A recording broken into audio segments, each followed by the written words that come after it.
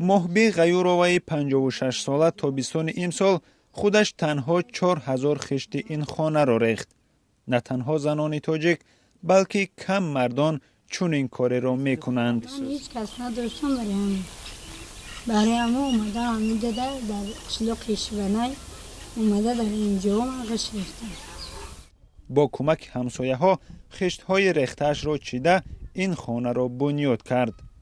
پس اندازه که از پول فراشی جمع کرد به ته کرسی و چوبی بام خانه صرف کرد. ریختم در همون بروندگی همش چشتم ریختم چشتم دیگه امکانات نبود که امیره ما ترشه گم چی کشم.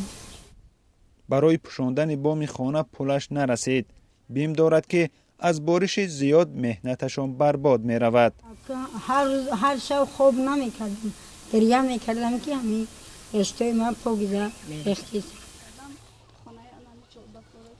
محبی با یگانه فرزندش مهروز 14 سال در کلبه گلین در کنار این بینای نوساختشان زندگی می کردند. علاقه میبینید که 14 ساله که من در اینجا زندگی میکردم 14 سال همی خونه ما یعنی بی اندوه است. شتوش همی قصال من زندگی کردم. سنگ و خاک خانه را همسایه ها می آوردند. هر کس از راه می گذشت به او کمک می کرد.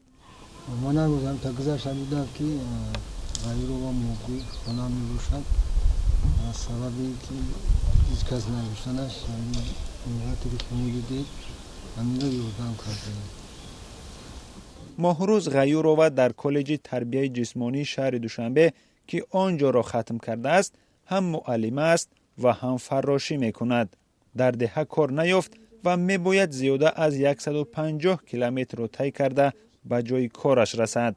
یعنی شبانه همچون فراش کار میکنم روزانه باشد یعنی با مبلغ اینو چیزم که باشد من حالی علاقه کاتگوری ندارم یعنی کالج که ختم کردگی هستم با مبلغ اینو چیز یعنی من زندگی میکنم و مادرم رو نگهبانی میکنم.